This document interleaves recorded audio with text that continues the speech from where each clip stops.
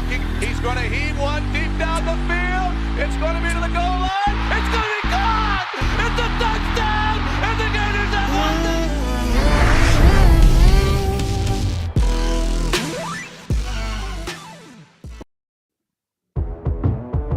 Good evening, good afternoon, ladies and gentlemen. Welcome back to another episode of High Top Sports. I'm in the studio with my main man, Steven Chad. It's the best day of the week. It's Wednesday. Always. Let's get buck wild. Let's get nasty. Let's get the piss missiles flying, eh? Let's have Piss a great missiles? Where are they at? Let's have a great show, ladies and gentlemen. It's jam-packed. From start to finish, it's going to be an absolutely explosive show. We came with some bangers this afternoon. So sit back, buckle up. Let's have a good one, all right? Steve, how we doing, big dog? Good to see you there. Let's get after it. Oh, I'm doing good, my friend. We're all dressed out in the high top swag. Looking good, baby. Looking good. You got that Atlanta Braves swag behind you. I don't know why do you have that Braves swag? Because we're back to back NL East champs, baby. That's why. Braves are coming for some throats, and I'm here for it, baby. The Mets been running their mouths all season. Sit down, big dog. You're going to hear from the boy. You're going to hear from the boy. Go Braves. It's that time of the year, baby. Chop on strong. I'm loving it. I'm feeling it. It's a good time right now, okay? Gators are looking spicy. The Braves are looking spicy. Let's go, baby. Dial it in, boys and girls. Welcome to the stream, guys. We're going to talk about Florida versus Mizzou. Very pumped for that game. I think it's going to be bigger than what people are realizing. What could come out of that, right? We're going to talk analytics and football. What does it mean for college football? Are we overthinking it? Are we overlooking at it? Is it not as impactful as we think? We're going to get it from you guys. Then we're going to talk about the best Florida team. The next 3 years, who's going to be the best Florida team out of the big three, okay? And then Aaron Judge drama. It's been all over. There's no way you don't know about it because it's been thrown in your face for the past, week, 2 weeks now on every Saturday. So you know about it. Okay? And then Tua or Tom. I'm going to leave that at that. We'll go from there. And then we've got our tier system that we talked about last week. We've got our tiers. We're ready to go for that. That's going to be a fun one. And then, of course, our new and just horrible skill of picking college football games. It is absolutely just disastrous. So, but, we take it on the chin. We move forward like Steve's mom did last night. And then we move on. So, it's just... we are spicy tonight. You're not soon, lying. baby. I'm fired up, baby. Come on, baby. Give it to me, baby. Give it to me. Where's Daniel Rivera? Come on, baby. It's going to be too early for him. Come on, baby. He doesn't want this. He doesn't want the spice coming out of you right now. All right, let's say hey to the chat, and then we're going to dive right into the show. Let's see who's out here. Cody Sprague, what's going on, baby? Welcome back to the stream. What's up, baby? TJ Lift, what's up, man? Always here talking some smack. Mr. Nobody, what's going on, big dog? Scott, 0020, what up? Travis, he should have got his hat today. Should have got your high top hat today, Travis. Let me know if you did not. Loomis Rollins. What's up, mama? What's up, mama? Welcome to the stream. VV, dang, this divorce isn't treating Tom Brady well. We're going to get into that. We're going to dive into that. Dominic, he's still number one, ladies and gentlemen, in our fantasy football league. Welcome to the stream.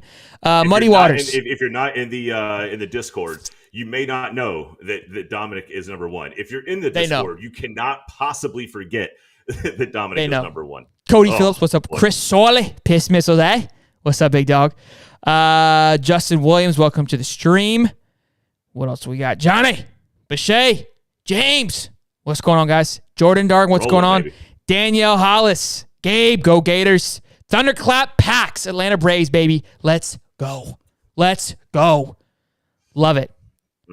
How about all the recruits coming to LSU UF game? It's going to be a big one. We secured the bag, okay, with Russaw and Smith. We secured the bag on those boys, so I'm excited to see those studs. 2 5-stars coming to the game on the 15th against LSU, which is not this Saturday, obviously, but the following Saturday. So excited for that. Garrett Bula, what's up, big dog? Feels great to be back here and feels great to have the internet. It's wild down here in Fort Myers, boys. Now let's talk some football. Oh, man, prayers for you, big dog, down there in Fort Myers, man. Hope's all well. Glad you got your internet back. Yeah, man. Thanks for hopping on here. Brandon, what's up, man? Love y'all. Love you too, man. Thanks for stopping by. Ted C, what's up, big dog? Sawyer Cash. First of all, what a name. What a name. Little Teddy C, little Teddy Cash. What's up? Sawyer Cash, yeah. Robert, hey, go Gators. What's up? Gators versus anybody. Let's go. Welcome to the stream, big dog. And Coach 1X, go Gators from Alabama. I love it. I love it. All right, boys and girls, let's dive into it, okay? Let's get right into the good stuff. Let's get into Florida versus Mizzou. Look, here's like my name there, Florida versus Moo. I feel like that's something we can kind of, we can carry on like it's a thing, Or even better, like, I mean, let's be honest. I mean, like if you look at the name of the state and the way that they want it pronounced, it's not Missouri, it's Misery. That's the way they want it pronounced. So you're really trying to sell that. You talked about that last time. I feel like you're really trying to bring that home, and I appreciate the efforts. Appreciate it. So yeah, I like I'm doing this for you. I feel like if I go by on a random Tuesday, you would have a picket sign up that says it's Misery with little pronunciation underneath it. So here's my thoughts on the Mizzou game. I think we expected it to be kind of a walkover. I really think all of us did, and then we saw what happened against Georgia last week, and I think the opinion changed maybe a little bit. I'm going to pass it to you first, Steve. You always give us the unbiased opinion to an extent. I know you obviously have got the little Florida State blood in you, always burning, but you do a great job of separating the two. Sure. So I'll let you take it from here, and we'll go from there. Look, the one thing I'll say is, Missouri looks like an easy run over. It looks like a team that just can't get over the hump. They're 2-3. They're 0-2 in the conference. However, they played Auburn into overtime. Auburn, okay, that's one thing. But you played Georgia tough. You played Georgia really tough. Gosh, it just feels like, if you look at any statistical representation of their top offensive players, the quarterback, less than 1,000 yards rushing, almost a 50-50 touchdown to interception ratio. Their leading rusher, granted, has 4 touchdowns, but he only has about 280 yards on the ground, and they don't rotate quite as much as I thought they would. And then their wide receiver, that's probably their strongest piece with Lovett out there. And I even did a little bit of background on him for a short thing that you and I are doing with how we're going to rank some of the college players. I like Lovett. I just don't know if they have the talent and the depth. This feels like a game to me where, as long as Florida doesn't go out there and play like they did against Kentucky, they win the game. If they play like they did against Kentucky and they turn the ball over, they play sloppy football in the first half, it could be a game where Missouri is able to just stay in the game later than you want them to.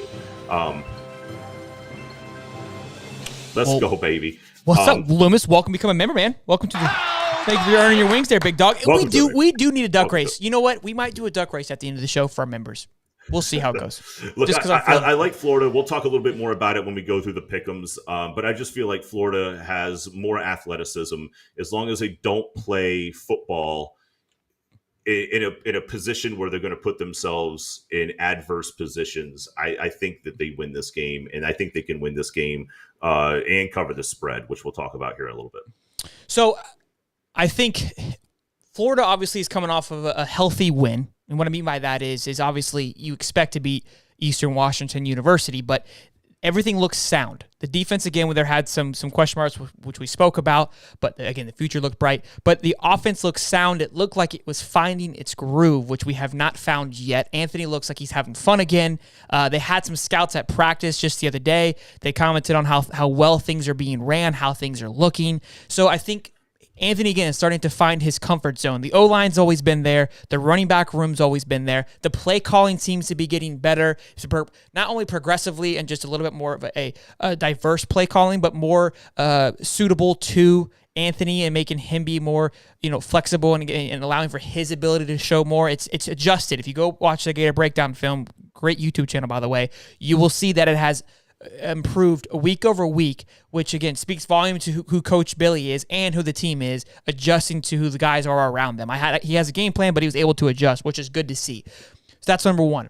Number two, the reason why we suck at college pick'ems is because college football is a very emotional sport. You have 18 through 21, sometimes a little bit older if you got guys like trading, that are full of piss and vinegar, just ready to rock and roll, okay? That's why it's so hard to pick, because you don't know what emotion you're going to get. And you think, oh, there's no way it's that much of a difference from college to NFL. It is insane. The growth from 18 to 25, 26 is night and day. Trust me, I've been through there. If I was 18-year-old, I'd be like, you're crazy. But I've gone through it now, and I understand the growth and the mindset of the NFL is more robotic. It is a profession. They're coming in, they have a job to do. They're able to manage their emotions better. College isn't there yet. This isn't a knack. It's just simple, it's the way we're wired. Okay? So here's my reason for this spiel here is Mizzou played against Georgia last week and had everything going for them. They should have won that game. The coach came out, who's a great value, Kirby Smart, came out of the halftime, did his little pre-halftime or post-halftime, whatever you want to call it, talk right before he runs out to the field, and the guy is literally cheesing out. You could just see it in his face. You know why I can see it? Because I felt like this before. When you go into something, when you're in something or doing something that you should be doing well at and you're winning, it's busting out of you because you're like, yo, we're winning and we're not supposed to be here. So what happens in that moment is you now start playing prevent. Right? You're just trying to maintain it because now you don't want to screw up. You've played a perfect game in your mind thus far by just being yourself, and now what happens is you go out and you don't do that anymore, and that's why you lose the game. Okay? So here's what that's going to do for me. They had all the energy in the world. They got beat. It wasn't like they played a good game and Georgia just kind of fought back. Georgia just kind of moseyed their way into it because Mizzou wasn't biting. They weren't fighting. And that gives me that was Mizzou's season right there. If they win that game, I don't know what I would expect coming into this week. But in my opinion, there's two parts to this, obviously. You can argue the other side, which I'll argue in just a minute. I think they're going to be flat-footed. I think they're devastated. It's your wind beneath your wings has been swooped away from you, and Florida is starting to hit a rhythm. I think this can be, if I'm Florida, right, I'm 1-0. Those Tennessee, Kentucky, that was preseason. That doesn't mean shit anymore. It honestly, the Utah game, the USF game, all those games are nothing to me. Nothing. Those are a wash. So I think that the week starts here. I really do. And again, the other argument is, well, they just barely beat Mizzou, so now they think they have this confidence that they can go and beat another team. I don't think that. I think Florida's going to come in, and Florida's going to use, they just played really well against Georgia. We beat Mizzou, who just played well against Georgia. It's look, we've got a good, sound team here. This team played well against Auburn, played well against Georgia, got railroaded by Kansas State, right? But I think Florida finds themselves this weekend. I really do. I think Florida comes out and dominates like I really think they're going to and can. I think Florida's gonna can get scared really quickly here, and I think it's gonna hush all the haters. I'm going all in. The chips are in the center of the table. If you guys can't tell, I'm back on the. Hey, I'm ready to put the damn astronaut suit back on, boys and girls. I'm ready to rock and roll. Piss Pistols are ready to get going here. This game, then LSU, 7:00 in the swamp. I'm telling you, boys, just chugga chugga chugga chugga chugga chugga choo choo. It's coming, okay? It's a humming. Instead of the astronaut suit, we might need to get you a conductor's hat, and and that might be your new item of choice for the cast is the conductor's hat. Get the train back on the tracks, baby. We were only in the station for a minute, right? Yeah, I think. I mean, we can. I can definitely get a conductor's hat. I agree. I bet you could. There's the way that you broke down how Georgia won that game. Is similar to the way that you tell me how you have beat golfers on the links. Like you've told me before, and if anybody who doesn't know, Sheldon's a good golfer, right? But he'll have some guys that come out there who are really strong for the first 6, 7, 8, 9 holes, maybe even 12 holes. But Shelton has said before, I know that if I just play my game and I stay consistent for 18 holes, they're going to make a mistake. And if they do, I'm not going to make a mistake, and I'm going to take advantage because they're going to get behind and then they're going to start to press. And from just what you broke down on how Georgia handled the second half of that game, they were in the game, and Kirby Smart knew it. And all he had to do was play Shelton golf. Just don't make the mistakes. Let Missouri play themselves out, and then you're going to win the game because you just play sound, consistent football. And I think that's, if you look at that game, it felt like Missouri had all the momentum in the world. Georgia just stayed the course. No pun intended, maybe pun intended. I don't know.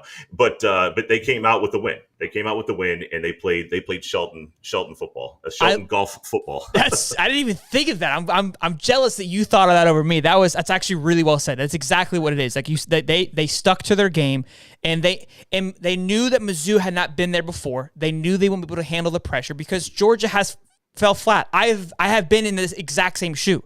So that's part of it, right? That's where experience starts to come into play. And that's why I was like, look, that speaks volumes to me. If I'm a Georgia fan and I made the comment, I was like, I wouldn't be nervous because Georgia knows who they are. They know their identity on the football field, just like I know my identity on the golf course.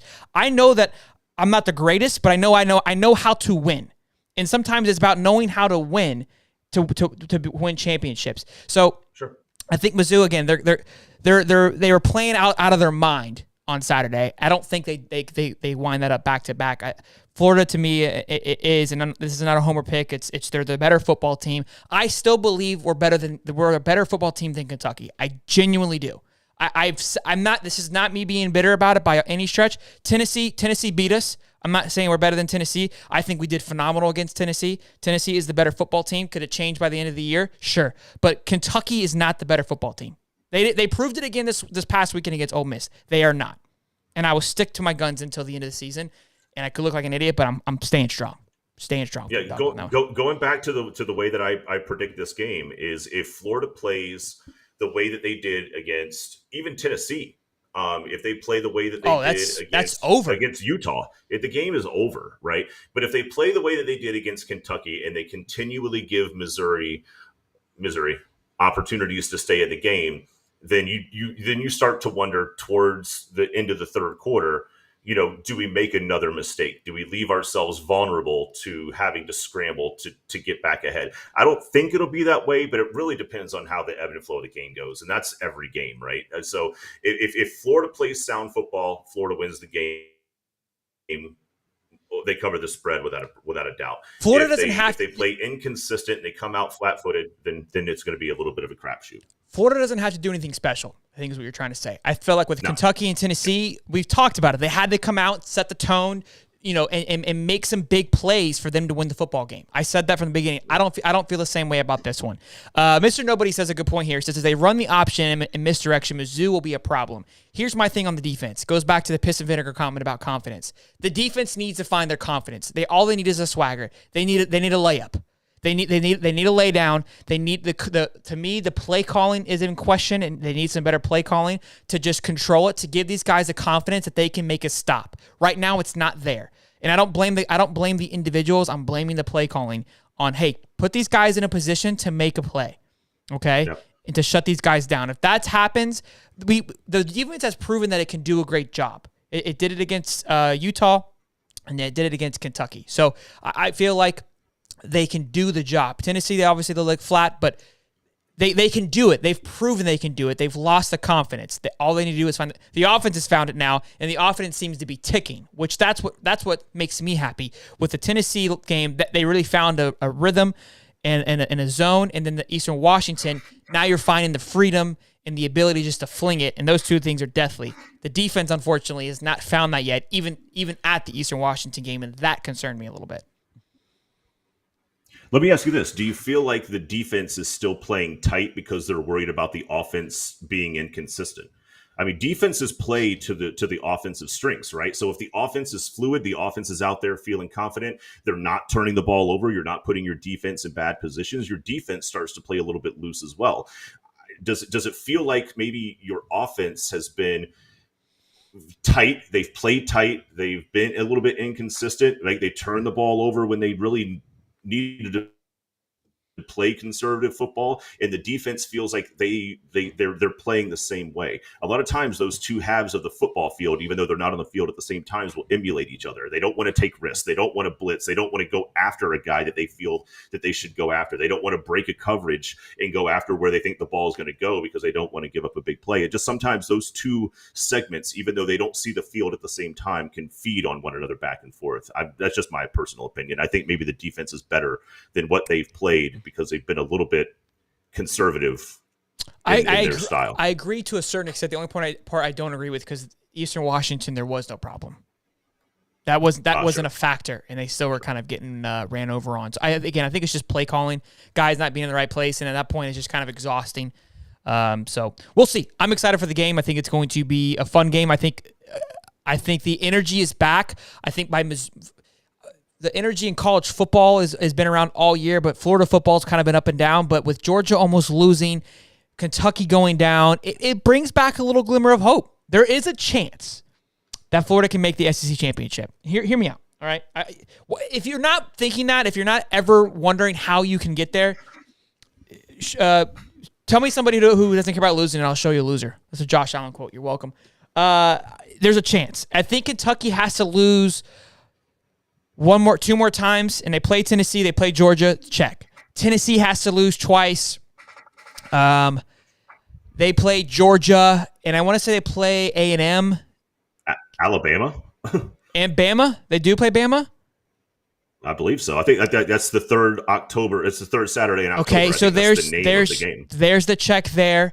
And then it's gonna come down. But if we need Georgia to lose a game, and then we beat Georgia. Obviously, we have to beat Georgia. That's the other part. I remember I saw it somewhere. It was a lot. There's a lot of things have to happen for us to go. I'm not saying it's the odds are likely, but there is a possibility.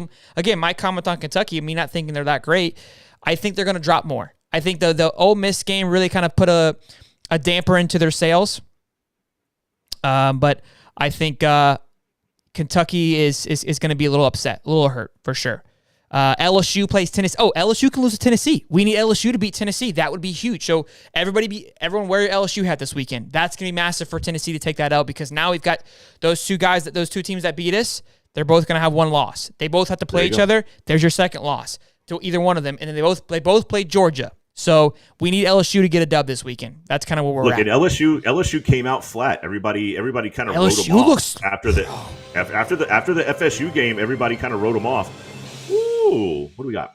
Chris Sorley with a 2-month membership. 2 months. Jay Hill will help with the tackling. What's up? Welcome to. Thank you, Bubba. Thank you. Love the comment. Yeah, look, I think everybody wrote off LSU after that first game, and then they came out against Georgia Southern. It was just Southern in the second game, and they looked a little flat.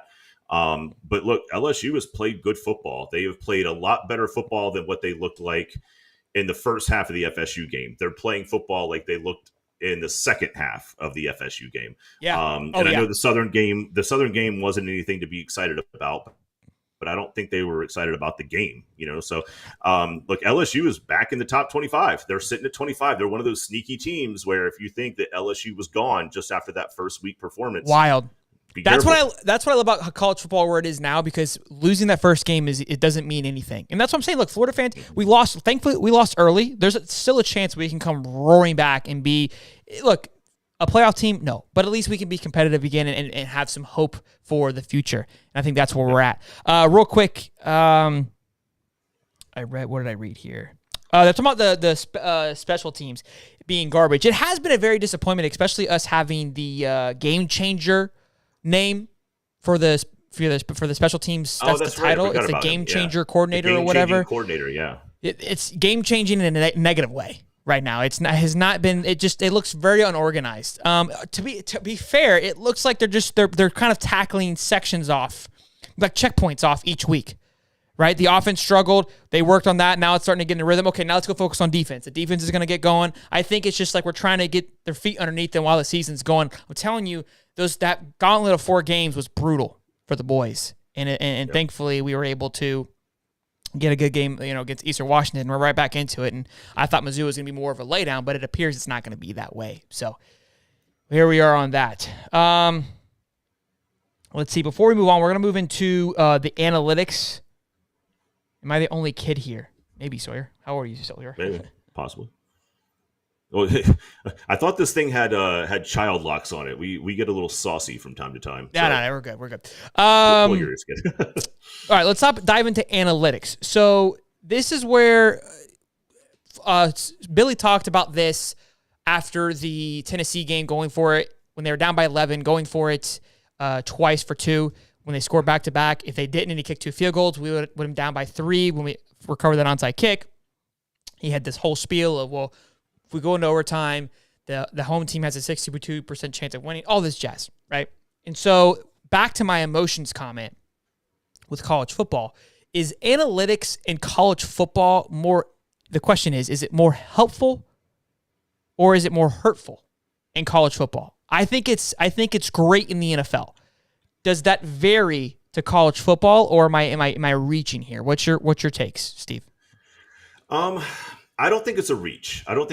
I think what happens in these scenarios is every situation in a football game is rehearsed. It's all been practiced. They give the ball to the offense at the 35-yard line with no timeouts, and they have to run a 1-minute drill.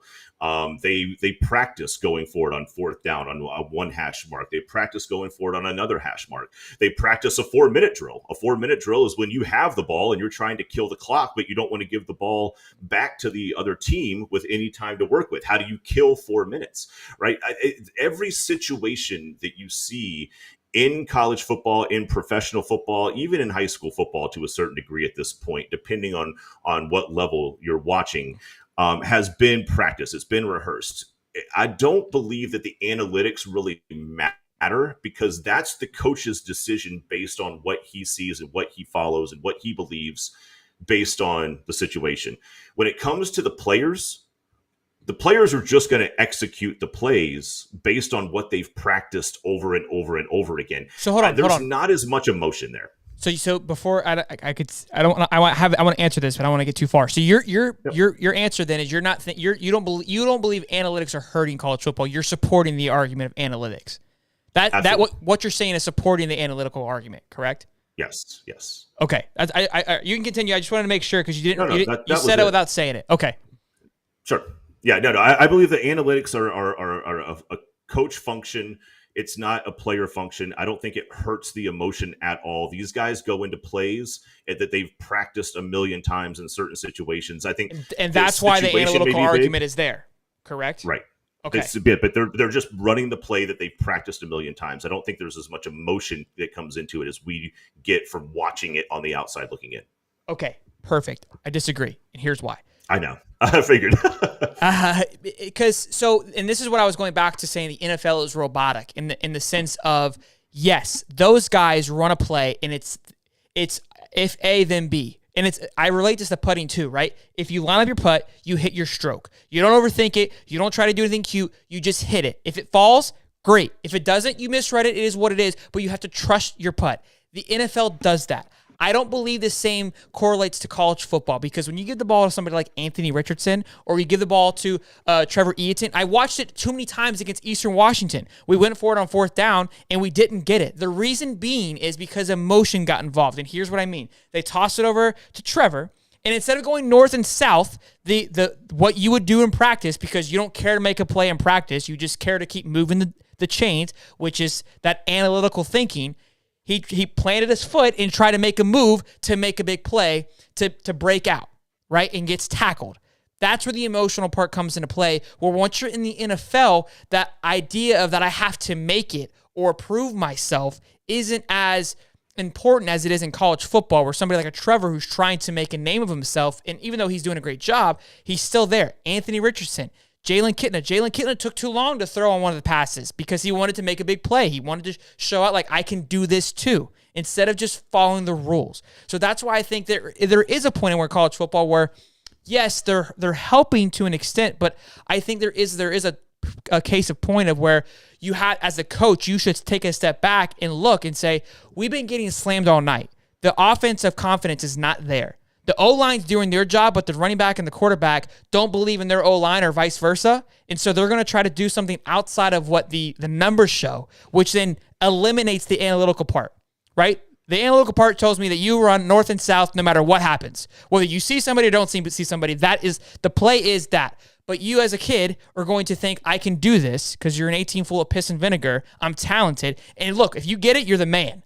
And sometimes they do, and that's a problem too, is that they are successful, and now you're successful 2 or 3 times, and now you believe that you can do it, which to me, kind of that's where the analytical part goes out of the way. It was a long way of getting there, but I think we kind of made our point both ways, but that's where I disagree with you on that.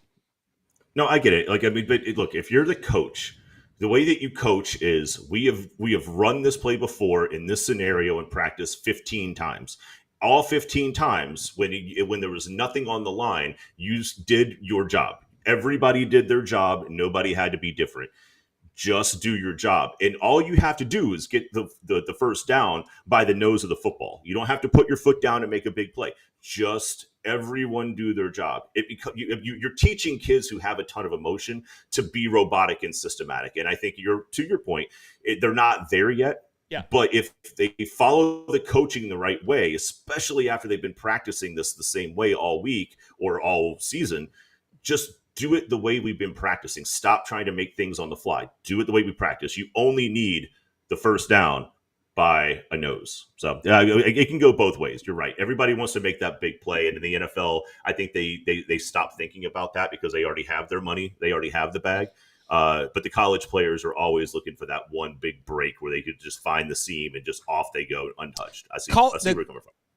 NFL is in a weird way is more team oriented in a sense of they are just trying to win the football game. College football, obviously, they're trying to win the football game, no doubt. But those kids are trying to make it. It's subconsciously there. You can't argue that it's just naturally there that it's this more of a survival instinct versus a let's go get the W. Especially if you feel like, hey, if I can make a few moves, I can be considered. So that's kind of where I'm at. Let me ask you this. It's kind of touching on that just to finish things off. Yeah, do you believe in I'll throw this out there to you as an open-ended kind of a touch point here. Do you believe that that's what makes the Bamas and the Georgias so good is because they never come off that variance. They never use the what if I could make a big play. They always just stay within the system. It's boring football. All they do is stay within the system. It is, but they just win. They grind and they win. And going back to the philosophy of you in golf, just stay the course. I don't have to hit the big shot. I don't have to put my foot down and make a big cut. Just stay the course. And it seems like Georgia, Alabama, Clemson was there for a minute. Ohio State, I think, is there now where they're not always pushing for the big play. But it feels like some of the teams that are consistently good are the ones that never look for the big banger. It's just the slow grind that wins Beat those them down games for them. Yeah. Yep. Okay. They've got more of that robotic machine aspect to their team. Let's see what you guys are saying about that. Steve wins argument. Andrew Apple's giving you a point on that one. Andrew, what's up, baby? Good to see you, man. I appreciate the I saw links coming on Tuesday, man. Coming home on Tuesday. Love hearing that. Awesome. Let's see what else. Nobody's giving me a W. That hurts. They're kind of having their own conversation per usual, so they're still talking about this. Go Braves, baby! We are the Mets, daddy. Are we rooting? Are we rooting for PJ Rip A&M? wants to know if we've ever had a what is it? What is a Mook Duke? Oh, a Mondo Dookie. I don't know what a Mondo Dookie is. Does anybody know what that means? I don't know. Not sure what that is. This guy any credit? Connor said. Well, two questions here. Muddy says, are we rooting for A&M to lose every game so Jimbo is fired? I say no. My answer to that is no. I like Jimbo. Connor says to Holly's point, the Bama and the Georgia have so much top-tier talent around them right now. All they have to do is execute. All they have to do is execute their job. Yeah. And that's part of it, too. That part makes sense. Yep. But still, confidence in your offense and confidence in the play. Again, you've run it in practice. Just go out there and do what we've done. Andrew said winning isn't boring. It's not boring, and I didn't mean that in a negative sense of it's boring. It's just beat away at it. Just beat away at it. Like again, like it's not like it's not a Johnny Manziel style of football. That was what I was. It's a good thing. Yeah, if which North is exciting to watch. Here, he could figure that out. Direction. Cody agrees with you as well too. I'm taking the L on this one, boys. All right. I appreciate you guys. All right. Well, look, sometimes you win them, sometimes you lose them. So I'll take it on the chin, like your mom did last night. Let's move on from that because I'm tired of losing. Now this one's gonna be a tough one here. Actually, no, it's good because you're here. There's no Miami recognition or there's no Miami presence. There we're you gonna have go. a little talk here about some of the Florida teams, but. If we would have had this conversation at the beginning of the season before a single snap was played, there had been a bunch of Miami fans that were coming in here telling us about what they think. However, here we are in week 5 of college football. We're going to bring up some of the Florida teams and maybe compare apples to apples and see what we think about the longevity of each one of these teams. Maybe a little forecasting. But there's no Miami fans here to chime in with this. Shelton, why do you think that is? Why there's no Miami fans here? Yeah. It just it's been very quiet. It has been very quiet. It's been awfully quiet. Real quick, though, we have a super chat from Gator versus anybody. He goes, "You guys are white noise to us at times. Still love you." Fair enough. The honesty is appreciated. I recognize by when I read the chats, it's like it's not even had nothing to do with what we're saying. Why even try? It's their chat. We just live it. Adrian says, every show, Shelton. Phrasing. Fair enough. Oh boy. Miami does suck. Okay, so the question is, what Steve was saying is, which team in Florida is going to be the top tier team in the next 3 years? Florida State, Miami, or Florida? Miami's obviously quiet. I'm gonna let you go first. Be honest here, Steve. Come on. My gosh.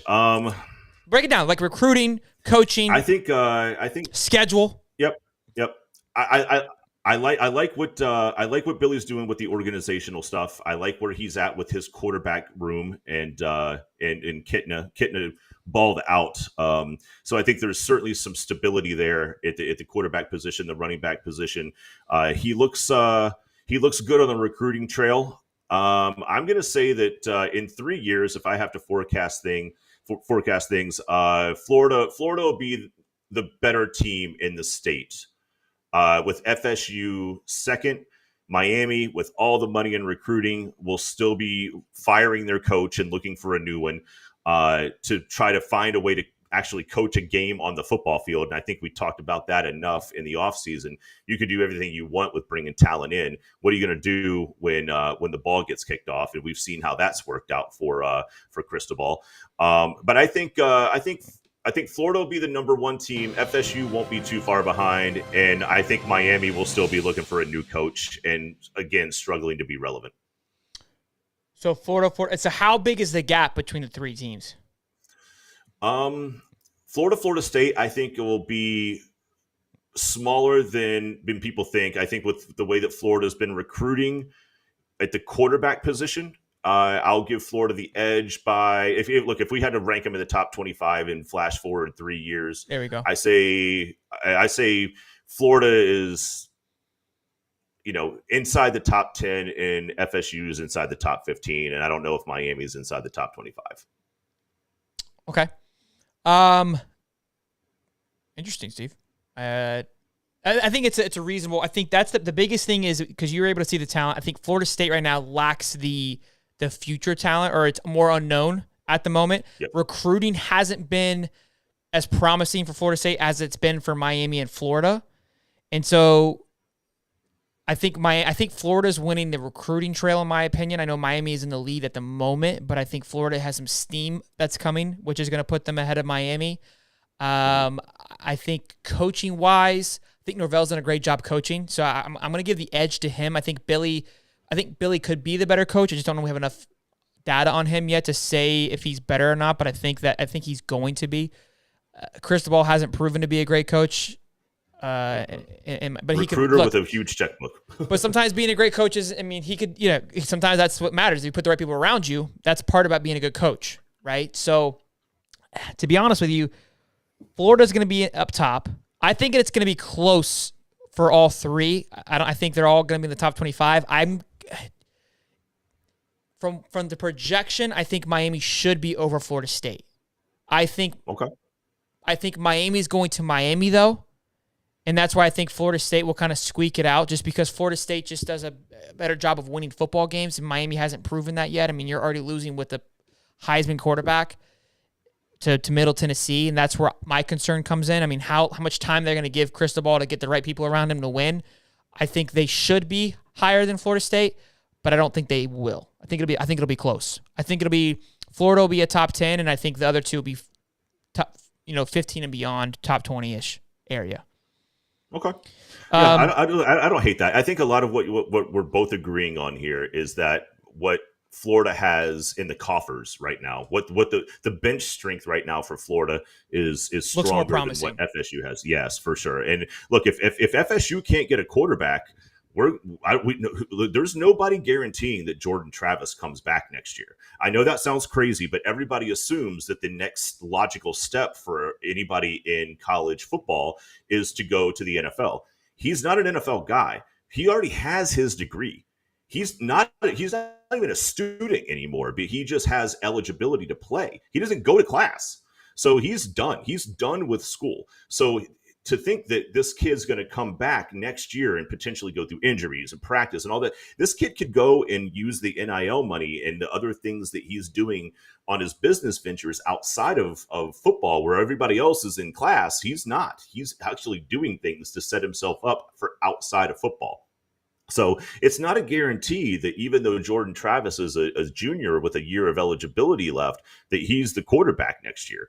So like it's going to put FSU in a very interesting bind if they can't figure out what they're going to do at that quarterback spot. Now they may be able to convince Travis to stay just because they don't have that part figured out.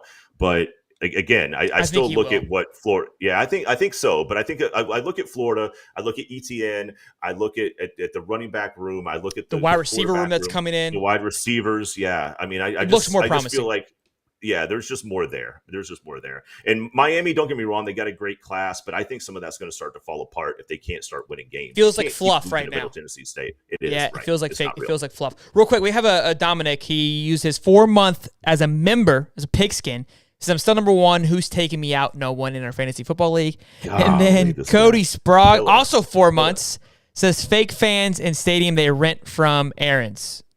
I'm referring to Miami, I'm imagining. Yes, yeah. They borrow it from the Dolphins. It's a rent-a stadium. It's a rent-a stadium. Okay. Let's see. I think people like this comment. UF is FSU's daddy from B Bean. LFGM, go Braves, says Cristobal overrated. Couldn't even run a weak Pac-12. They said the Gator Blue looks good on you. The SEC is brutal. That helps Miami. FSU is just a mess, and I could see them hiring a new coach next year. I think Norvell's doing a great job. I mean, I'm not saying it's not a mess. I think it's organized chaos.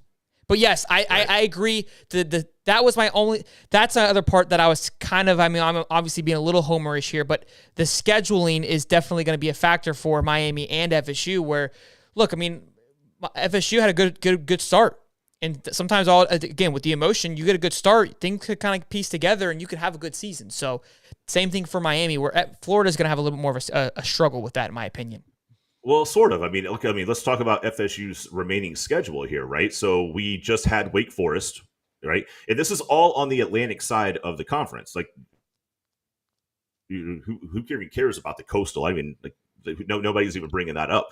But FSU's schedule, we just had Wake Forest at home, lost that game. We have NC State. We have Clemson. These are all in a row. Wake Forest, NC State, Clemson. We still have to play Syracuse. I understand that sounds like a stupid game, but Syracuse is undefeated right now. And then after that, we still have Miami and Florida. That's a tough road to finish, your last 7 games of the year. So sure.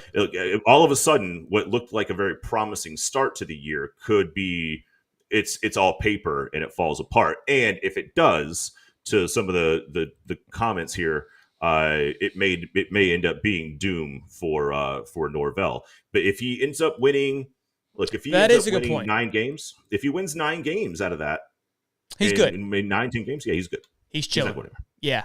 Rob Little, what's going on, man? Welcome. Muddy says he hopes Utah beats 5-0 UCLA. I think they're going to roll UCLA. Really am. This is going to be a fun week for Pick'ems. I can't wait to be wrong again. Loomis says if AR comes back next season, our schedule is very favorable. I don't know why he's calling me. The Hershey Squirts in Miami from Gabe. All right. Love it. I'm glad everybody actually listened to that topic. That's great. We weren't just white noise for you. So I love that. All right. Let's move before we're going to step away from football for a quick second. Let's not, I know last time we did this, it was mayhem in the chat. Just give us a second. Okay. This is a fun one. I'm going to kind of, inform Holly here on what baseball is. But Aaron Judge has been popping onto our TV screens every Saturday. What, Steve? I was trying to figure out what baseball. Okay. He's been popping onto our TV screens, and I've been seeing everybody very frustrated with this, like just genuinely upset that ESPN just keeps shoving baseball down our throats. I have been completely okay with it. I love baseball. I love history in baseball. I mean, that's what makes it's America's pastime. That's kind of what baseball is. If you watch baseball, it's just about breaking records individually. Like it's just the fun, unique records and history of baseball that makes baseball, right? So I'm not going to go watch a Yankees game, but I want to see somebody do cool things without having to watch an entire 9-inning Yankees baseball game. Let's be honest. So by them just placing that in front of me without me having to do any work, I was like, sweet. Like I would like to see this. It's no big deal. It's Baylor versus Oklahoma State. Like or whoever they played this weekend. I was like, no big deal. But I wanted to, watch that. So I was okay with it. Number one, were you okay with it? I'll ask you, I guess.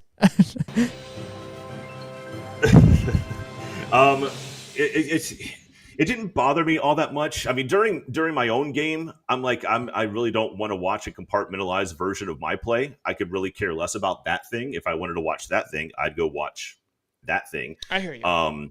But I mean, like it didn't bother me because if I didn't want to watch it, I just got closer to the TV and watched my game in just a very smaller piece. A piece of cardboard up? Yeah, just like okay. All right. Yeah, so it wasn't. That part didn't bother me all that much. I get what they were trying to do. Look, if you're a sports fan, typically you're a sports fan in general, and what he was about to accomplish was a huge milestone. So that part didn't bother me all that much. Gator versus anybody says if we want to watch baseball, we would be watching baseball. Get that off my screen, bro. That's a lot that I was seeing. Also, B Bean says, hey, that was one commentator who said you were white noise. 99% of us disagree. We want an apology. I didn't say anything. I mean, I apologize. No. I think he wants an apology from the guy. Oh, okay. Cody's celebrating his 3 months. He says the only Yankee worth a damn is Harrison Bader. They also don't read it out loud. That's a trap. It sounds like a trap. All right, LFGM. He's a baseball fan. Let's get him real quick. He says problem with the Judge situation was it wasn't Judge breaking Bond's record. I was fine with it since I'm a baseball fan, but the homers didn't mean anything from a record standpoint. That's where the question comes into play. Are his homers that important? I mean, the ball is worth $2 million. So just to get people who haven't watched, I think if you don't watch baseball, you can still have an opinion about this, okay? He broke the AL record, the American League record, okay? Which is, if in football, it's the AFC versus the NFC. He only broke one division's record, okay? And he also broke Babe Ruth's record of 61 as well in a single season. 62 home runs, and he's playing tonight. I don't know if he's hit anymore. Probably not. But that puts him 7th all time on the amount of homers hit in a single season. Okay? The reason why it's such a big deal is because the 7 people that are ahead of him, which is 3 people just taking up 7 spots, is Mark McGwire, Sammy Sosa, and Barry Bonds. If anybody doesn't know anything, all 3 of those were busted for steroids. So all of those numbers, to some people have an asterisk, to some people don't have an asterisk. I'm going to pass it to you, Steve. Let you walk into this monster here. Are his homers that impressive? Or is it just number 7 in baseball? In my opinion, baseball is just doing whatever they can to market baseball as exciting again, and it was great for baseball to market it this way. Look, for somebody who's not in love with baseball, I didn't hate it. I'm a sports fan, right? So I like the concept of the milestone. It wasn't a huge milestone, no. However, that being said, what you just brought up in the people who are ahead of him on the record list, I didn't know that until we talked about it earlier. Now that you've said that, now I want him to go out there and crush every damn baseball possible because I want the guys who got caught intentionally being juiced out of their mind, breaking these records. I want them to go down. So now, after that statistic by itself, I will pay more attention and I will not be upset when I see Aaron Judge get an at bat and crank one. Now I want him to go out there and take those guys down. Was it fun to watch when Canseco, when Mark McGwire, when Bonds, when Sosa, where all those guys were cranking home runs? Sure. But when it came to find out that they were literally so jacked out of their minds, which I don't know why we didn't think they were because they tripled the size of themselves, but regardless. But now that I look back at it, if it turns out that Aaron Judge is doing this the right way and not just cranked with any and every steroid you can possibly find, if he's doing this on this level, I want him to go out there and break every record that he possibly can to get himself ahead of the other guys. That and real fast. So wait, are his homers that big? Go. Are they that important? You always like answer the question without answering the question. No, yeah, they are now. They are now that I understand the category that he's in the crowd that he's in. Now, hit the damn ball, bro. Hit it long and hit it yard every time. Yes, it matters to me. Okay. So, I've never done steroids. I'm familiar with steroids. Steroids don't just make you this like unicorn, just to hit homers. First of all, hitting the baseball is very hard, very hard. You still have to hit the ball no matter how strong you are. So, is there a caveat? Because sure, you are stronger. Yes, there is a part of it too that just because you do steroids doesn't mean that you're just automatically stronger and better. You still have to put in the work. You still have to put in the time. You still have to grind it out, right? And you still have to hit the baseball against some of the best pitching baseball had ever seen during the 90s with Randy Johnson and the Smoltz and the Maddoxes of the world, right? That was just a great time for baseball in general in the early 90s, late 90s. So to discredit all those guys is a little bit much for me. The other part of it, too, is we don't know if Judge is on juice or not. I mean, the guy is he's ginormous. He could just be doing a lot better than those other guys were. I don't know. It's a weird situation to me.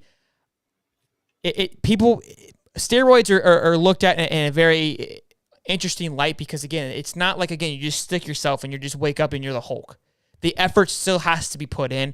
I know it gives you an advantage because it allows you to recover faster too. That's a part that people really don't understand. It's not necessarily you put a needle in and you're bigger. It allows you to recover faster, which allows you to work out more and lift more and get stronger.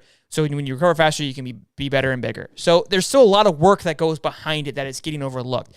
The first place is Barry Bonds with 73 home runs. If we truly believe that the steroids was an extra 10 home runs, like in reality here, an extra 10, would that have helped Judge get the extra 11 that he needed or 12 to beat the record? I don't think so. And that to me just my point is it's not that important. They're trying to bump up baseball ratings because it's exciting. It is history breaking. He did break the AL record, but outside of that, I'm not that impressed. So, and I get where you're coming from, but let's just take the three players that are ahead of him: Sosa, Bonds, and McGuire. When Sammy Sosa was playing for Chicago, when he first started, he was a scrawny guy. He wasn't that big. He was a good contact hitter. He already knew how to make contact with the ball. That part wasn't hard for him to learn. Don't get me wrong. Turning into a contact hitter versus a power hitter, that might be a transition. But Barry Bonds, like in 1986, he was 185 pounds. By the time that he was hitting these home runs, he was 206 pounds. Bonds already knew how to hit the damn ball. He didn't have to learn how to do it in steroids. He just woke up one day and put a baseball bat in his hand and just started cranking home runs. No, he already knew how to hit the ball. He knew how to hit the ball as a contact hitter. Mark McGuire, let's not forget, when he was on the A's, the Oakland A's in the World Series with Jose Canseco, he wasn't a huge guy. Jose Canseco was twice his size, but McGuire was a good contact hitter. He was even a power hitter when he needed to be. But these guys added 20 pounds of muscle and became these large, bulking humans that didn't exist in baseball. They already knew how to hit the ball. So yeah, I get where you're coming from. It can't be like me or you just waking up one day and picking up a baseball bat and me Hulk swing and all of a sudden I hit baseball hard. These guys already knew how to do that. But when you add 20 pounds of mass and strength and you add that into the skill they already have, yeah, that's when things start to get a little bananas.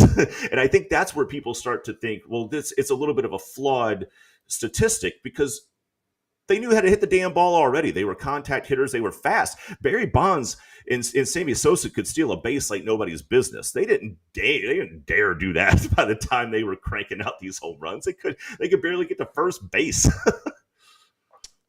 So I hear what you're saying, and it's a solid point on adding 20 pounds. I think, again, I don't think the 20 pounds, again, puts on an extra 11 home runs. I truly don't. Okay. The guy didn't go from hitting 20 home runs to 73. It wasn't like that. I think, these guys are going to get naturally bigger and stronger anyways. Again, the effort and work has to still be put in. That's the part that you're discrediting. That it wasn't I'm not.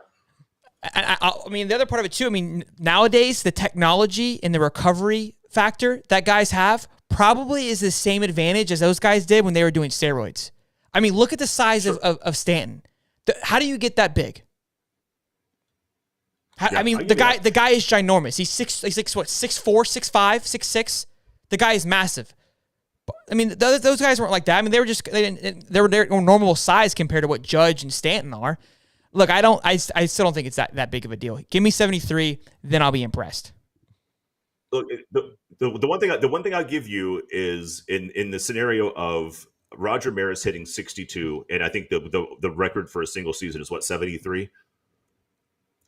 The record is 73 by Barry Bonds. Okay, so the pitching is significantly better. No way. The pitching is not better because back then, I promise you, pitchers were using pine tar and all kinds of sticky tack because the ability to the field though. That was going to be that hasn't changed. Stadiums have not changed. Some stadiums are bigger, smaller, all that. Nothing's changed on that. Balls are juice and not juice. That's kind of hard to keep up with on when it has and hasn't been. They fluctuate that, but I feel like pitching was way better. It's faster now. Guys are throwing the ball harder now and harder longer, and they're rotating through relief pitchers that throw 105, which would also benefit the pitcher because the velocity coming off the bat is much greater than what it was then. I'm telling you, man, I'm using the old argument of the technology, all that jazz was much different back then than what it is now. And what about the recovery from steroids? Because baseball is a wear and tear. It's a long, long season. That's what I'm getting at though. The money they have put into the food and massages and recovery just organically now probably equates to what steroids were doing for those guys back in the day. Those guys would finish a game back in the day, go crack open a 12-pack of Bud Light and smoke a stogie and show up the next day to do the same thing. They're not doing that anymore, man. It's John Kruk. And it's a process lifestyle. So, and again, I'm not making it. It's the same thing like Michael Jordan. Like the guy was drinking a 6-pack and smoking stogies. So you guys are obviously enough with the baseball talk. It's a fun topic. What are we doing here? Actually, Shelton and I just like to argue. Let's be honest. Yes. We got a few compliments here though. Pitching isn't better from Aaron. Fred K says Bonds took something that increased his vision. He could see the stitching of a fast baseball. Barry Bonds adds 20 pounds to his head alone. Does Roy's make your dick smaller? It does not. That is false. Makes your ball smaller. Okay, let's move on to our next hot topic. We're back to football, ladies and gentlemen. So imagine if this was a baseball podcast, I would finally cure my insomnia. Oh, Lord. You guys are brutal. Love it. All right, will Tom Brady outlast Tua Tagovailoa? I think I messed it up. So Tom Brady, two sides of the spectrum. Tom Brady is maybe facing a divorce. Our old girl Giselle hired divorce lawyers. What does that mean? I don't know. And Tua got his shiz rocked on Thursday Night Football, and the doctor who was the head guy in Concussion, the movie Concussion that Will Smith played, came out and said that he should retire based on how bad his injury was. So now there's two parts to this. I kind of just tied the two together, and they're not really together. It felt fun. But Tom, do you think Giselle's really going to divorce this man, or is she just playing is she playing the game? There's no way, right? There's no way you leave Tommy B because he wanted to play an extra football season, right? No. Not to mention that, dude, they have an empire of wealth. They have properties everywhere. They've got just it. I don't see it happening. She's just posturing a little bit. I think that this is last year when he retired for a week, and then he was like, "Screw those kids, I'm going back." She took it a little bit rough. This is a little bit, but she's just putting her foot down and she's showing that she's going to be serious about it. I don't think it's a real long-term thing, provided that this is Tommy B's last year. That's an interesting take. I didn't think of her like that's like she's putting that out there to show her that that's her last play. Like I'm hiring them. We're gonna get everything up. If you play games with me and you play one more season, I'm not even gonna bother calling you. I'm sending it through. There it is. Now, there is a part where it's like nobody's come out and said anything and kind of defended it, which kind of puts it into play. I mean, Tommy and I, we're like this. Like, I call him Twom. You know, like I feel like I know the guy, and I just don't see him, you know, allowing this relationship to go by the wayside. But it's Tommy. It's Florida boy Tommy now, right? It's not New England Tommy where, you know, you hang out, you get tucked away for the winter, and you snuggle up next to your boothing and you snuggie. He didn't do that. He went to Florida. No, I know. I'm saying past Tommy, right? Florida Tommy, right? He comes out. The guy's got, you know, leather skin now. He's got the chin, the jawline's coming in because he's been doing some plastic surgery. The hairs are flowing. Okay, we saw the party boy Tommy kind of lets it loose now. He's got Bill Belichick down his throat, throwing a couple tutties to Gronk. Maybe Tommy boy came here and is like, look, Giselle, you bad, babe, but I'm Tommy time. Okay, and now he's out here living Florida boy life. And Florida, what that means. What? What's that? Go ahead, go. And I think you know, just I don't know. Florida boy Tommy might be maybe he's just kind of, you know, having a good time and doesn't really care about Giselle. I'm gonna play football till whenever I can, and if you don't like it, you can kick rocks. Okay, I got plenty of cash. I got plenty of cheddar. I got another wife that's taking care of my son on Monday and Tuesday. You'll take care of my other kid on Wednesday, Thursday, Friday. I got the weekend for the boys. I don't know. I could be wrong. I'm hoping that I'm wrong, but I don't know. I just find it crazy to me. You put up for this long, and it's like the guy plays football. Like, you got to respect his passion. You know, I mean, the guy's 45. You have 50 years left, Giselle. I mean, and now right. there is the side of like fine. maybe 3 years ago, you know, Giselle was like, hey, you know, 2022, that's your last year, right? You're done. And he was like, yeah, absolutely, babe, absolutely. But things change. And I think 2021, yeah. You know, after the Super Bowl, like, oh my gosh, honey, this is fantastic. You won the Super Bowl, and we're all done with football, right? Yeah, I was like, oh yeah. I'm gonna retire. Hey, everybody, this is. It felt like the oddest retirement ever, right? Like, where's all the grandiose of this guy, like, you know, staging something, like getting the NFL involved, getting his agent involved. Like, guys, this is it. This is when the GOAT retires. It wasn't like that at all. He's like, yeah, you know what? I think I'm gonna retire. I think look, marriage is a two-party system, right? I agree with that. And I think sometimes, you know, one party makes a decision that's going to negatively impact the other party. You don't just pack up and leave when it gets tough, Giselle. Okay? The guy is giving you, I mean, you got a lot of money too. So look, maybe that's what it is. Maybe we can't relate because they both have so much money. Maybe it's just, I want to just spend time with you. But it's like, what, I'm going to just hang out with you for the next 50 years? Yeah. Let's just stare at one another and like talk about emotions.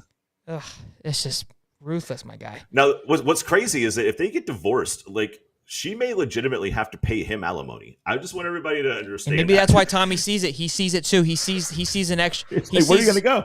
He sees another Fox deal coming into the paycheck, and it's Tommy time in St. Pete with an extra $200 million from old girl. I mean, the show goes. I just want everybody to wrap your head around that, people. Like, she would have to pay him alimony.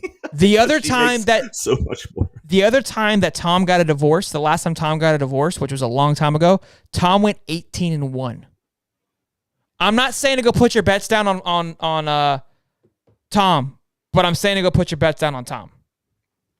Yeah, but he also had Giselle on the side. Giselle was the side piece.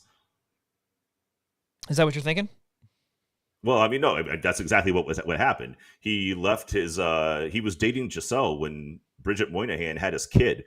Like, that was like their first 6 months of their relationship. So it wasn't like he like got a divorce. He got a divorce to go like be with Giselle. So sure, that's a solid something in your back pocket. But hey, let's talk about the other thing. Is Tua. Tom having fun playing football right now? They're 2-2. They're 2-2, and Tua will be around. He's gonna stick around.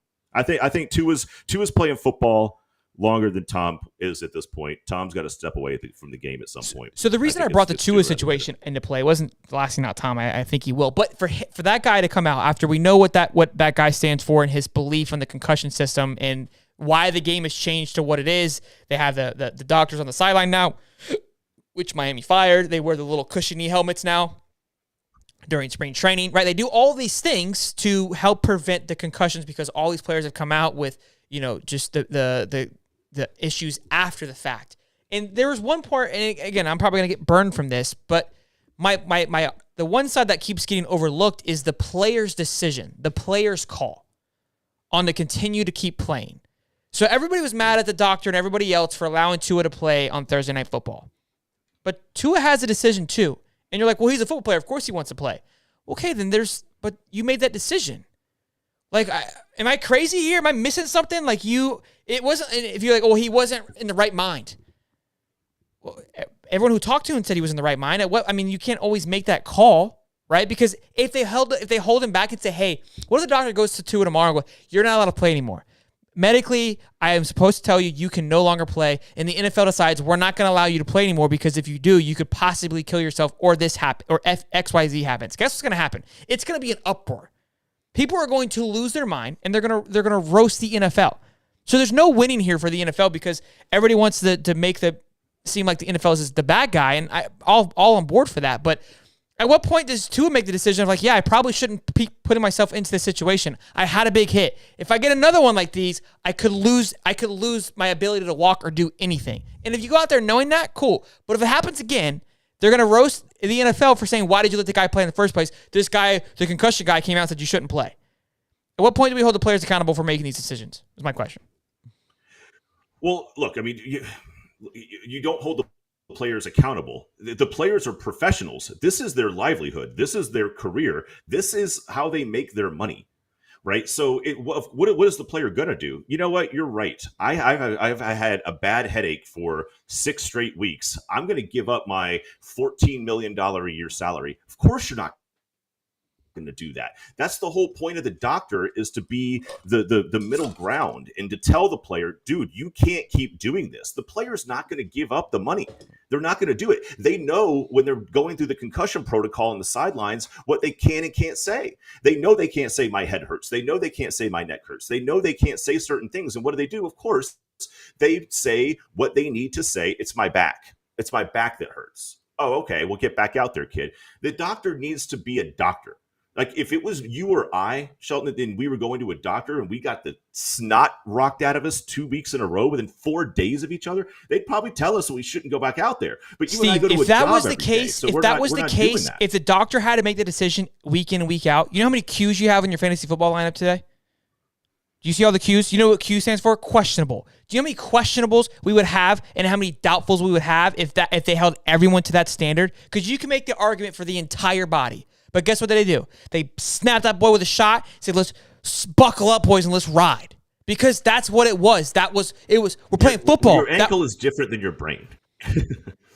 It's just different. Your ankle will heal. I You may understand have that, but if you have a back problem, you get hit in the back the wrong way and you go paralyzed. If you've got a knee problem and you get it blown out the wrong way because it was already weak, and then you end up like Alex Smith and you possibly lose your leg or possibly lose your life because of an infection, I could tie it any way you want me to tie it, Steve. My point of it is I get what you're saying is the player's always going to want to play, but if the doctor does what you're telling them to do, which is hold somebody accountable and say, hey, you're not allowed to play, we're going to be pissed because they can't play. And then nobody's going to watch the NFL anymore because all the best players that get their shit rocked don't play anymore because the doctor says, hey, you got hit too hard, so you can't play for the next 2 weeks. I'm telling you, it's a lose-lose situation for both parties. Tell Derek Thomas that. Tell Junior Seau that. Tell these guys that. Like they couldn't handle what they went through because they didn't ever get somebody who was brave enough to tell them, take a step back. These guys, you don't know that. Real. You don't know that. You have no idea that somebody go, hey, I probably shouldn't play, and Junior Seau slams his head up against the locker room and says, yes, I can, and rocks and rolls. And again, I understand that. Like you're doing a great job. It's a typical argument to use the sad stories of the ones that passed because of the trauma that they caused from it. That was a great move there. I like your political play there. But that's the end result of like what could happen. I hear you. And now there is a place where it's like, hey, I'm telling you that you should not play. But at the end of the day, the players and the coaches and everyone around them are going to want them to play, and they're going to want to play. You would do it, Steve. You would do it. And you, just like you said, you would play too. Even though the doctors told you cannot play. You cannot play knowing what the risk is that's involved. You would still play. And I would. Because you're I not, would play. You're not I at would. the end. Even if you did talk to Junior Seau and he goes, hey, don't do this, you probably would still make that dumb decision. It's the same reason why 18-year-olds make dumb decisions every day, even though the parents tell them not to, because that's just human nature. Look, and again, this will be, and this is why the conversation is such, it's so robust, because everybody can say that there's one side that's right, one side that's wrong, and nobody's going to ever like just get in the middle and be like, well, maybe we can fix it. The problem right now, I think, is that the protocol is wrong. The protocol and the way that they go about evaluating a player on the sideline immediately after a potential injury is wrong. Now, long term, that could be a whole different conversation. Right now, the instant protocol on what happens to a player is completely flawed. Completely flawed. I'm not arguing that. I'm not arguing that part. I agree that that could get better. We're kind of getting too much in the weeds. My point is, at what point, though, do you hold? Because you can't just say the responsibility all falls on the doctor. That's the only thing that I'm saying. Because if the doctor has the argument of like, nope, you can't play, then everyone's going to get pissed at the doctor anyways, because it's like, it's too soft. It's not football anymore. It's just I think the player has to have a say eventually. And I think, look, you're taking a risk when you go out there and play. That's all 100%. I'm saying. All right, that was them fun. do it. So I'm with you on that. Gator versus anybody. Thanks for the super chat, Big Dog. Says Kermani doing the chomp during a team celebration. I like that. I like hearing those words there, boys and girls. I'm sensing some big news coming in the next 2 to 3 weeks here. All right, before we get into pick'ems, we've got a few other things here. We talked about ranking football teams by tier. Told you it's going to be a jam-packed show, ladies and gentlemen. So sit back and relax. Got a lot for you. This is a good one. Steve and I kind of, tell me when it's in there, Steve. I had to move it over again. Yeah. Up. You're there. Rock and roll, baby.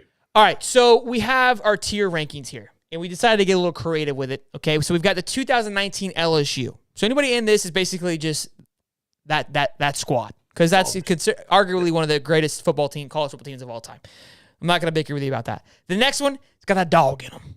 Like, they're just a good they're good. They got that dog in them, right? Next one, the Steve came with this. I got to give Steve credit where credit's due. PB&J. It's peanut butter and jelly. It's just, they're always good. It's just, you always can count on them to do a good job. Phenomenal description there. The next one, I'm taking credit for this one. Probably going to get roasted for it. It's what it is box of chocolate. Because this category is like it's like a box of chocolate. You never know what you're going to get. Sometimes it might be the shiz. Sometimes they might not know how to play football. Okay? We got good guys. We did pretty good with this one. The next one is beer goggles. Okay? All right? The beer goggles is basically, are they in or are they out? Okay? So, you know that sometimes you look over that chick and early in the night, she ain't it. Well, when the beer goggles start filling up a little bit, all of a sudden, she's coming home with you. Okay? So, it's sometimes they're good. The ugly lights are on. Yeah, it's a very extreme there. The next it's the Dahmer. Okay, the Jeffrey Dahmer category, which is they're the outside looking in. Okay, they're kind of just they're that group that you don't want to be. They're kind of just that eerie, weird person that's just kind of looking at you from across the room, like, I wish I was you. And if you've seen the Dahmer, you heat your heart out. All right, wow, that was I'm fired up for that one. Oh boy.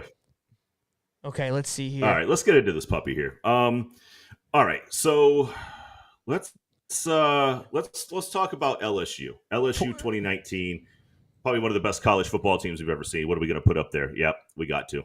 I gotta put those boys up there. And honestly, I'm gonna put these boys right there. Ohio State's been steady consistent. I can't take anything away from them. Yep, I like them up there. So now that's it for that. I don't think we put anything else in. That's a pristine category. Those teams are. Yeah, those things are dominant year after year. Taking Michigan. I'm not putting them there. I had to scroll up. They got that dog in them. Yep, they do. I would put Michigan up there. I would put Clemson. Clemson's got to be up there, right? Clemson's up there, yeah. Clemson and Michigan, they're definitely. Honestly, I could put Clemson right here.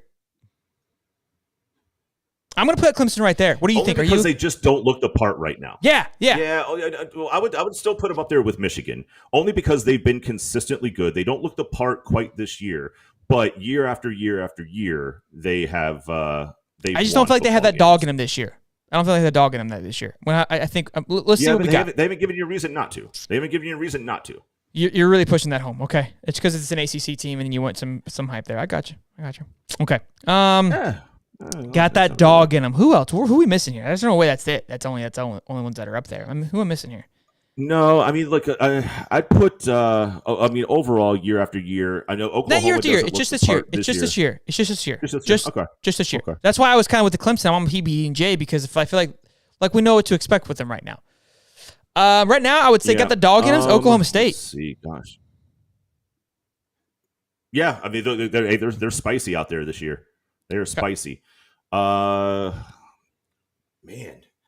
There's so many that fit into the PB and J category that it's just. What about SC? I'm going to put SC up there.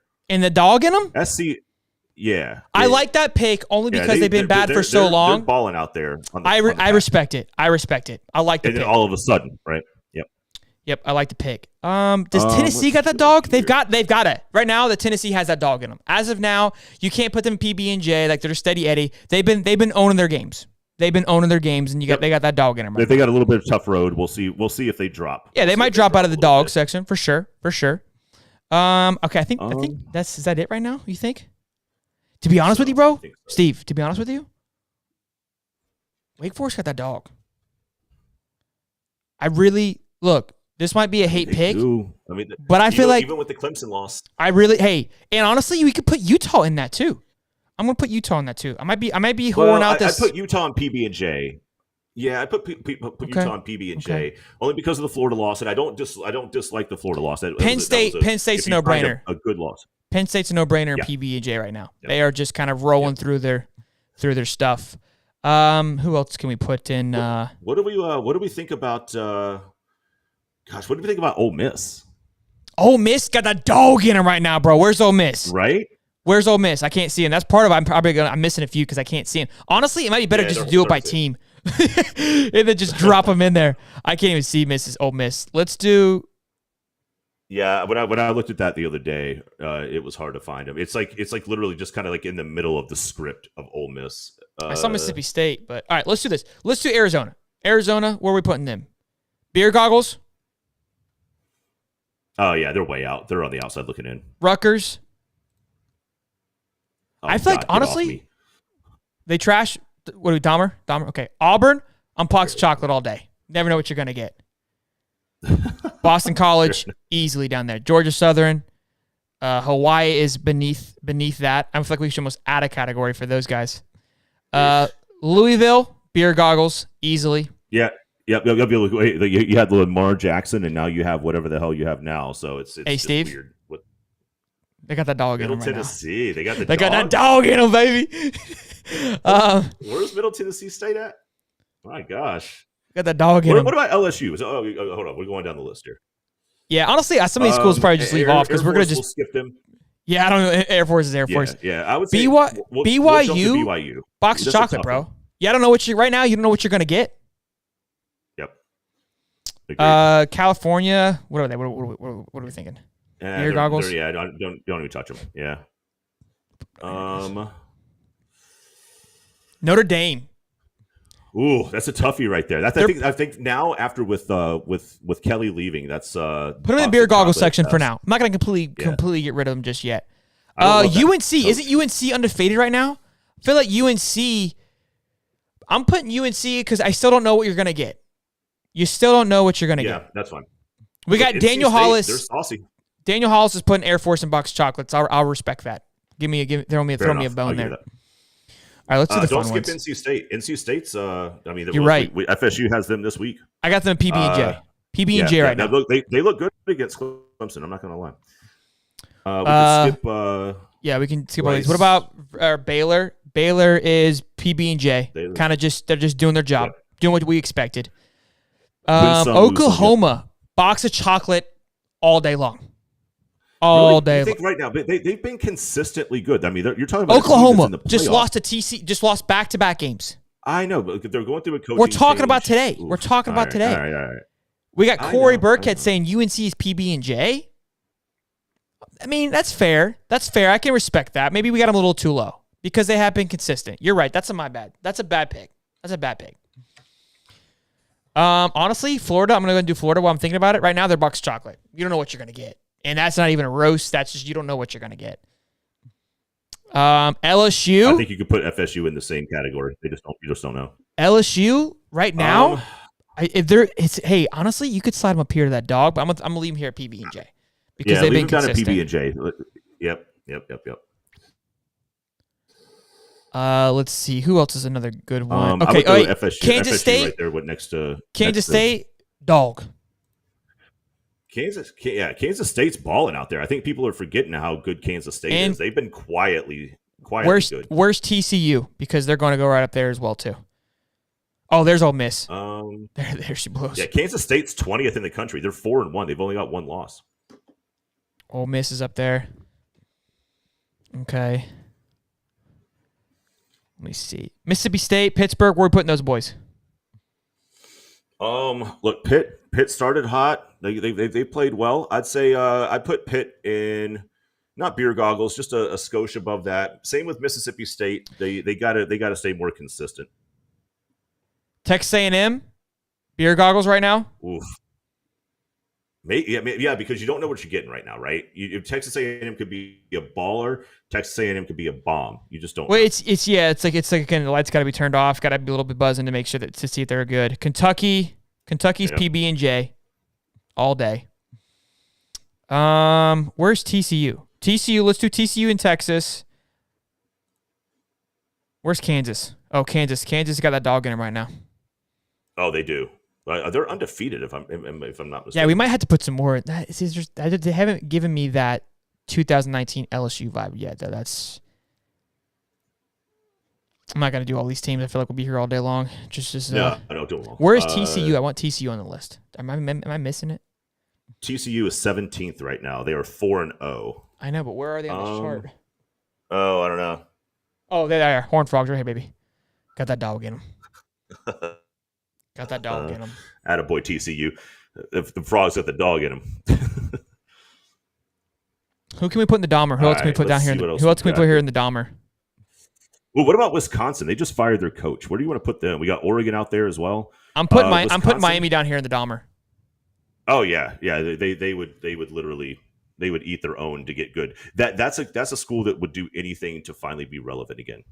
Let's talk about Oregon. I see the Oregon. Oregon's PB and J. PB and J right now.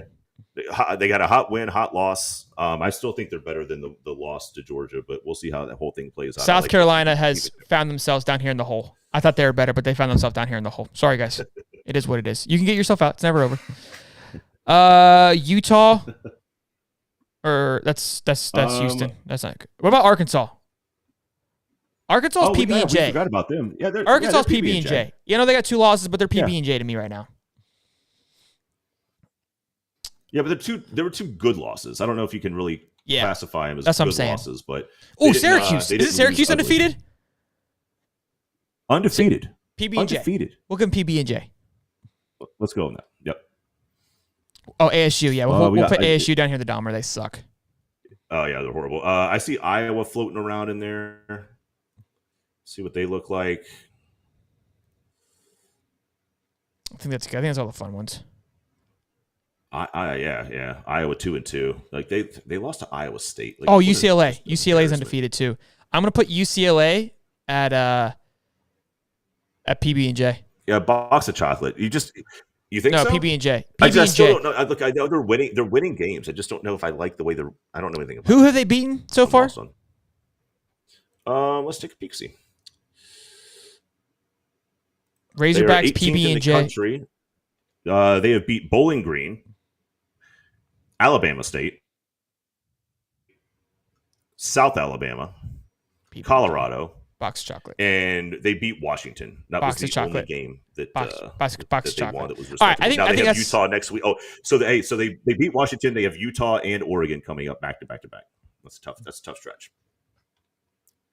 I think that's that handles the juice. We'll do Vanderbilt and beer goggles because sometimes they look good. All right, I think those are the fun ones. The other schools are kind of just what? Oh, Mississippi State. Where's Mississippi State? What did we say? Beer goggles for sure. You just have no clue. Well, no, give him a box of chocolate. Yeah, we'll give him a bump up. They're all, they. I just like Mike Leach, man. I love that guy. I know. That's a courtesy bump. All right, I think that's pretty good. There's our tier, He's one boys. of my favorite coaches. I love it. That was a good time. That was a good time. Woo! Let's go, All right. Let's go back to our regular schedule program here, and my gosh, I had one more thing queued up here. A couple things queued up here for the boys. Okay, we're going to do a fun little thing today before we go into pick'ems. Something new here. Steve and I are going to do look, it's late. It's a late night hour here with the boys. We're going to do the condiment draft. I top half hours. So we're going to draft our top 5 condiments, and once it's chosen, it's off the board. You can no longer pick it. We're going to put together the best team of condiments. Okay? Steve, I'm going to put a SD card in one of these hands, and you're going to decide which hands that it is to see who goes first. Okay. All right. I'm going to go with the non-wedding ring finger. Oh, boy. Bastard. All right. All right. I think the number 1 pick overall. Hold on. Let me get your number 1 is what? Number 1 condiment pick is that's a tough one for me. That one hurts. I know. So, it's almost too easy, but I'm taking it. It doesn't work when you're wearing a blue shirt, does it? All right, so you're taking ketchup for number 1. Okay. I think I got a steal with this. I think you left this wide open and you kind of got beer goggles on and didn't realize ranch goes on anything. That's true. And I think I got a steal in the first round pick there. I really do. I like it. If it had fallen to like second round, I think that'd have been my snag. I'm gonna, man.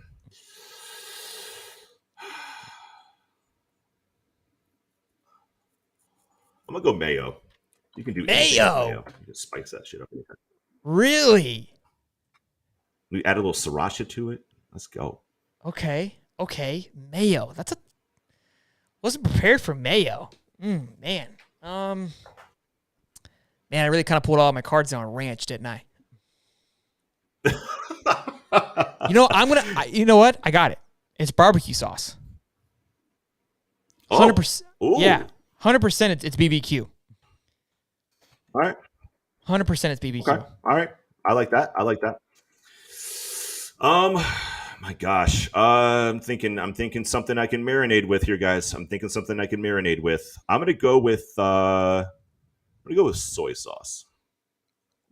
Really? Okay. All right. I like where your head's at, though. You gave me another one. Soy. Okay. That's a weird one, but okay, I'll give it to you. I'm gonna take Chick-fil-A sauce. I feel like that's it's a little bit of a cheat code. Actually, you know what? No, scratch. It is. Scratch that. I'm gonna take pink sauce. Okay. Like yum sauce. That it's technically its own sauce, so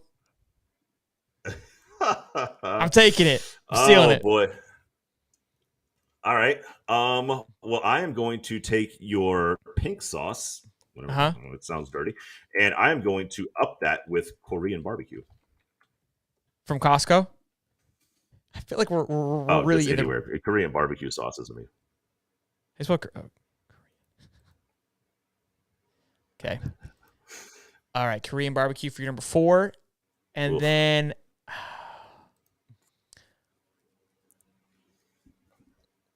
I'm going to have to go with teriyaki. Oh, nice. That's a nice pick. I don't know about teriyaki, but yeah, I just kind of winged it here. It didn't give me the little red squigglies, but I know it's not right. Gosh.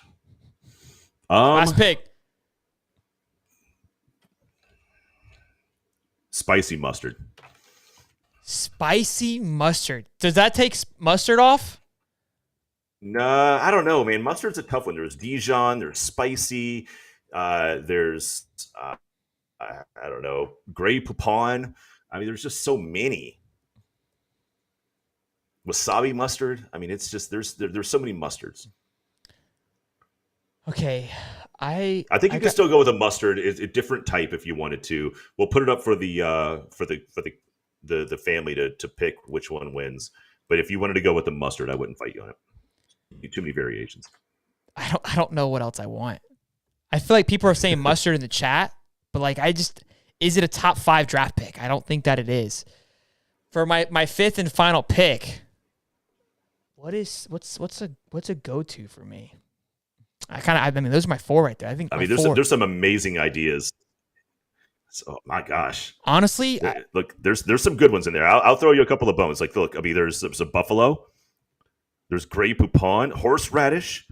I don't know if anybody has ever just thrown some A1 on a hamburger. A1, great. Yeah, you're looking at a list. I don't have a list.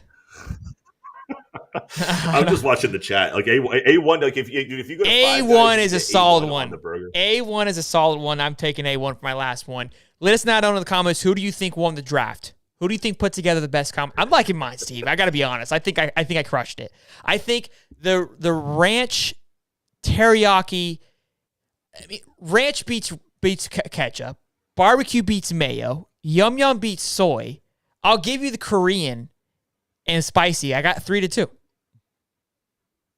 Like, look, if anybody has ever looked for just a simple, like, homemade sauce to make, like, just to put on something of everything, put a 1 part ketchup, 1 part mustard, 2 parts mayo, and a couple of Yum Yum sauce might be a cheat code because it's like a combination of all. And the combo is like, right, it's all that stuff. Yeah, that's what I was saying. Like, oh, Yum Yum sauce. Oh, that's weird. Yeah, and then you went pink sauce. Like, you backed off of it. Like, I don't want to use a cheat code, and then you just went cheat code on me again. That's fine. I'm over here like making Okay, so Daniel voted me.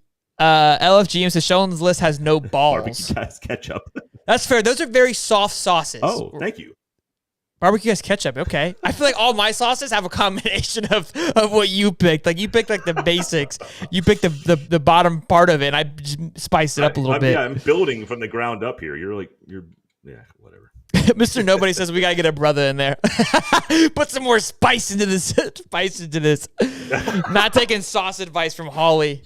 Yeah, I think brown sugar and vinegar. Yeah. Whatever the sauce they give at Hibachi is top tier. That's Yum Yum sauce, boys and girls. That's what I'm saying. That's my point exactly. I feel like I got the W on that one. All right, that was fun. Right. Enough of these charades. These shenanigans. Let's get right into our pick'em. Best, it's our favorite time of the week. Steve, can you give us an update? Get the ketchup off my face. Sorry.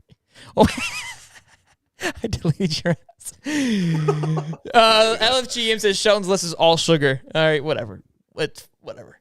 It's gonna go straight to his waist, his hips. Look, last week neither one of us should be proud of ourselves. We both went 4-8. We split on the BYU Washington State game.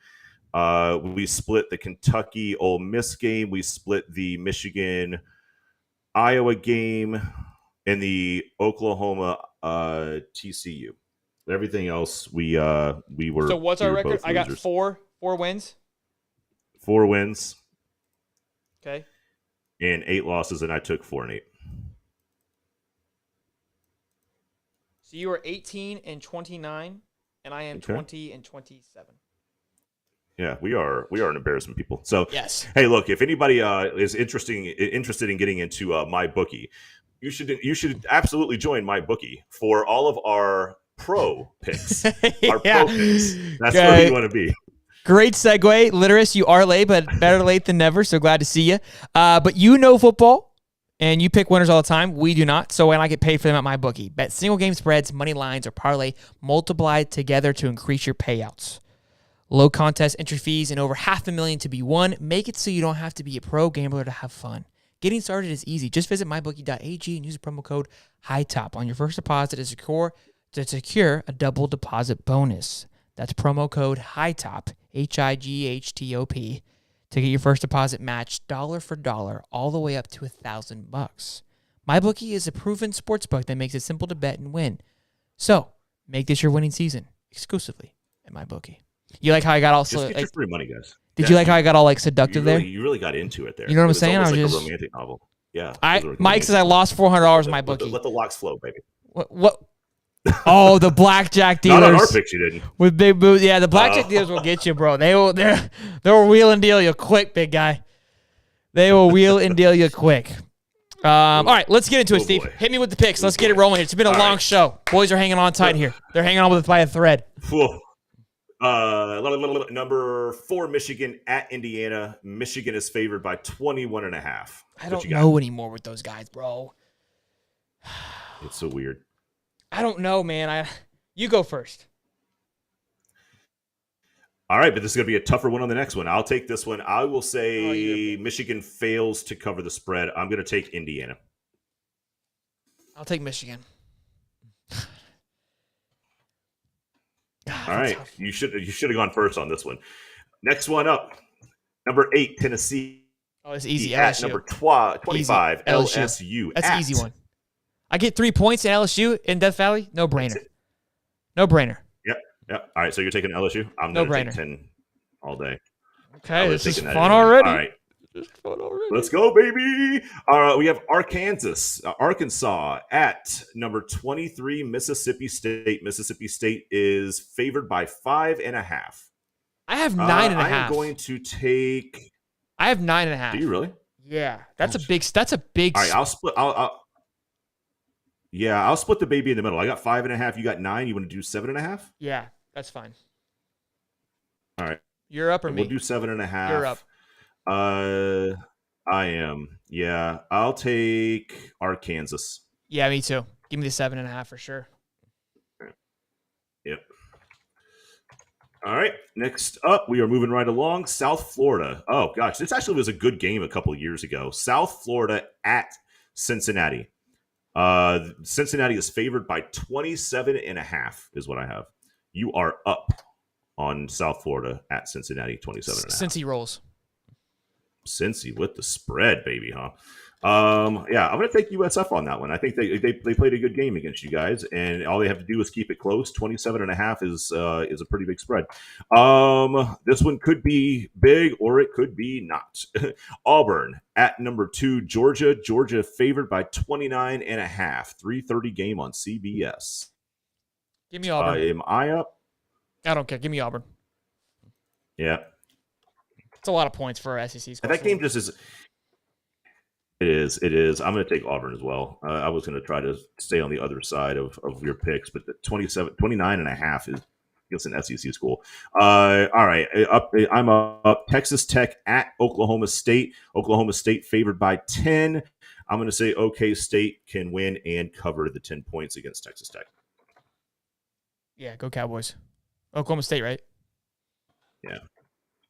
We just put him up there in the dog category, so I'm not going to let him down now. This will be a good one. This is going to be a good game. 3:30 game out in the pack. Number 12 Utah at number 18 UCLA. Utah away is favored by 3.5. You're up. You're up. Am I? Oh, okay. Yeah, I'll take Utah to cover the 3.5. Away.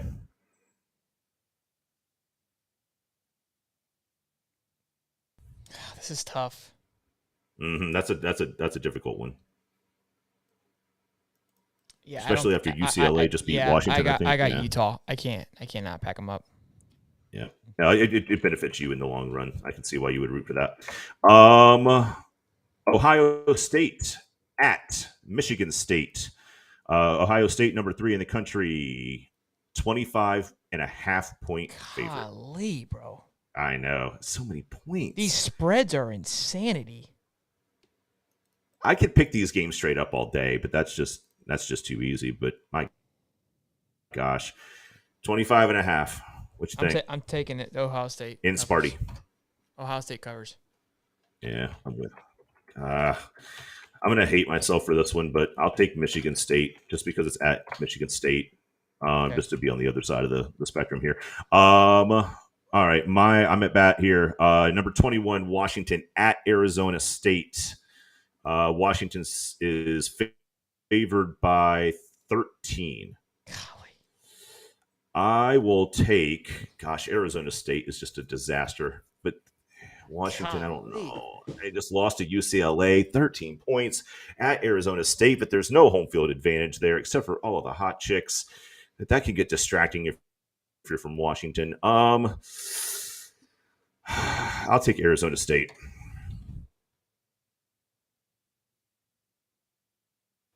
I'll take Washington. Only because I can see that only because we looked at their stadium and it was beautiful, Lake Lanier. Alrighty then. Let's get into a game that I think we've all been waiting to see since the beginning of the year. Texas A&M at Alabama. Alabama is favored by 24.5. I'm taking A&M. I think I'm gonna eat my words. I thought I was gonna get it with Arkansas. I have to. What time's the game? 7? That's true. I didn't get the time on that one. I think I backed it out. I think I want to agree with you, but 8. I'll stick with Alabama at Alabama. Damn, it's at 8 in Alabama. 24 is a lot, man. Yeah, but Saban wants to just stick it to him. I'm going to go. I'll take Bama. I'll take Bama at home. They're going to just be giving Texas A&M hell from start to finish. Okay.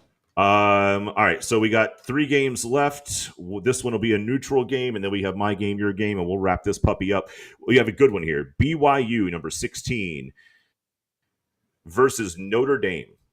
Notre Dame is favored. Notre Dame is favored by 3.